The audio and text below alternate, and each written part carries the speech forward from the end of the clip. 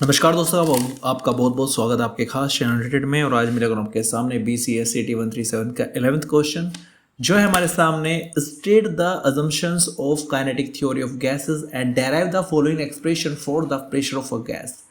आपको kinetic theory of gas के assumptions बताने हैं और साथ में आपको ये डेरिवेशन करना है। एक गैस का प्रेशर होता है P=mNu/2/3V। तो चलिए शुरू करते हैं। सबसे पहले बात कर लेते हैं इसके अजम्पशंस की। तो अजम्पशंस की बात करें तो assumptions of kinetic theory of gases, पहला जो अजम्पशन है इसका वो है a gas is composed of a very large number of tiny molecules. The gas molecule are far apart from one another in comparison with their own dimensions. The gas molecules are considered as small hard spheres. Their volume is negligible compared to the total volume occupied by the gas.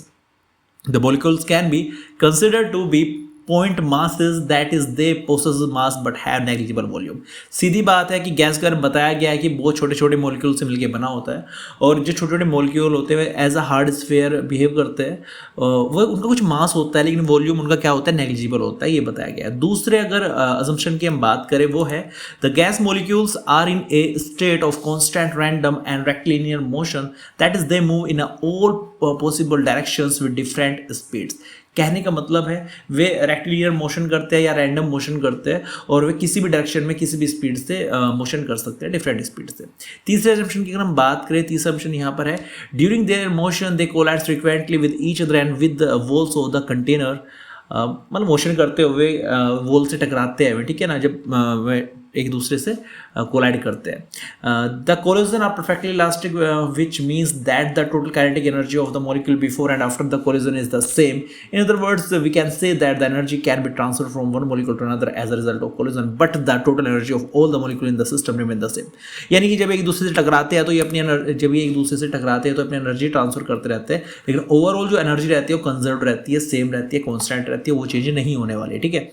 Fourth assumption की हम बात करें, there are no inter molecule forces between the molecules, that is there are no forces of attraction और repulsion between them.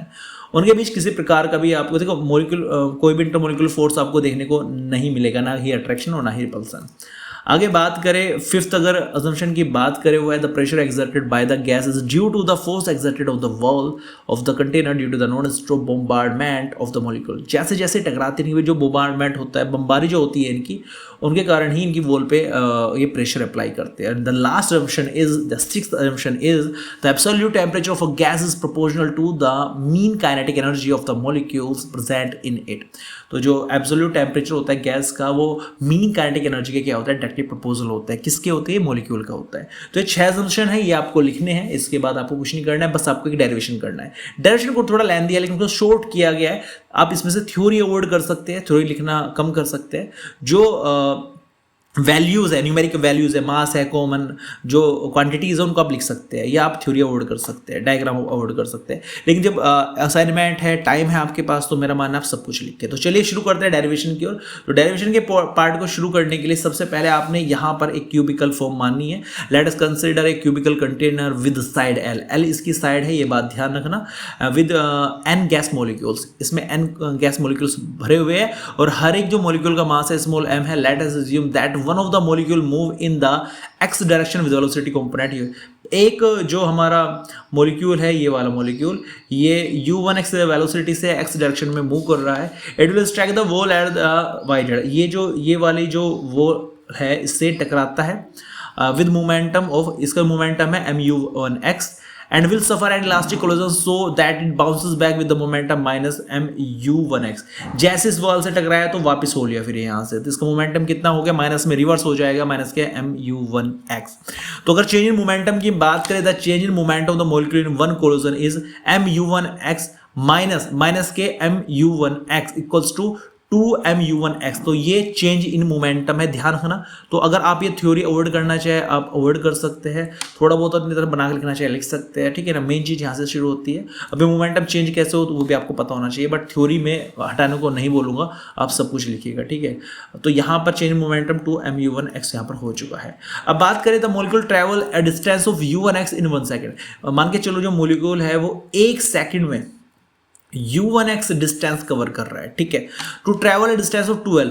अब सीधी बात है, देखो ये यहां से यहां तक l डिस्टेंस आया और फिर l डिस्टेंस वापस गया, टोटल डिस्टेंस कितनी चली इसने 2l चली, तो कितना टाइम चाहिए होगा यहाँ पे 2l अपॉन u1x। ये फॉर्मूला आता कहां से, सीधी बात है वेलोसिटी होता है डिस्टेंस अपॉन टाइम, तो यहां से ये फॉर्मूला डेराइव हो रखा है, ठीक है, इसका ध्यान रखना।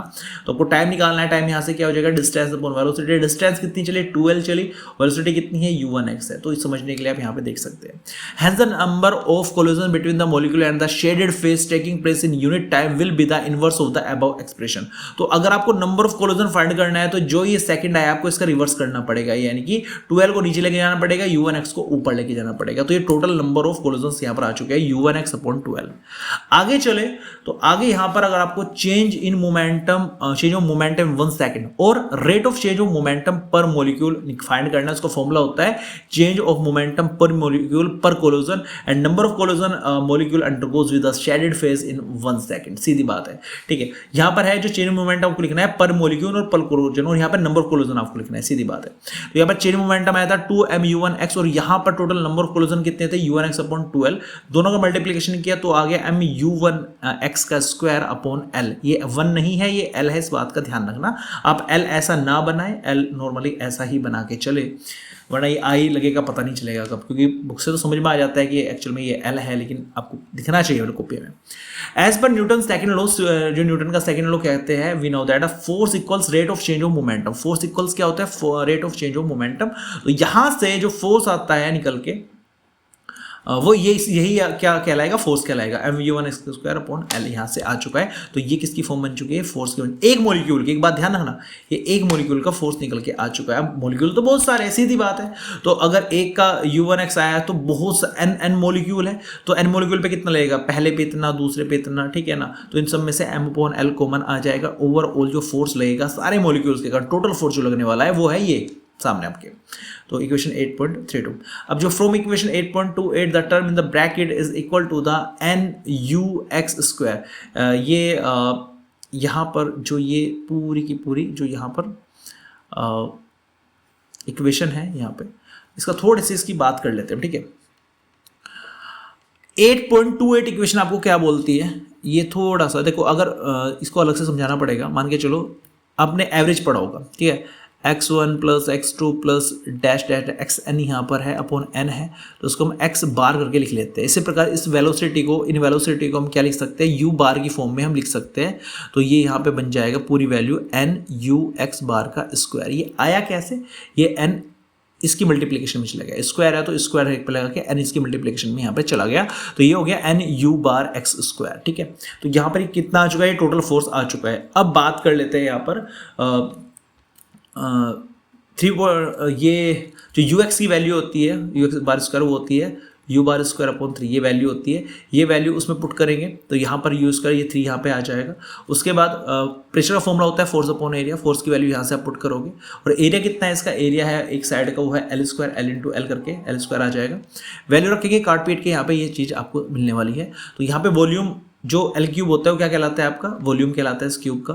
तो यहाँ पे V से रिप्लेस करेगा और यही आपको प्रूफ करना था। तो सीधी बात है, आपने किया कैसे। अगर हम एक फ्लो चार्ट के फॉर्म में इसको समझने की कोशिश करें तो सबसे पहले आपको rate of change of momentum find करना पड़ेगा, ठीक है। Rate of change of momentum वो किसके इक्वल होगा, फोर्स के इक्वल होगा। फोर्स निकलेगा एक मॉलिक्यूल का, फिर आप निकालोगे n मॉलिक्यूल का। उसके बाद आप क्या करोगे, प्रेशर फाइंड करोगे फोर्स अपॉन एरिया से, फाइनल आपका आंसर आ जाएगा। ये फ्लो चार्ट है पूरा, अगर आप याद करना चाहे, समझ के याद करना चाहे।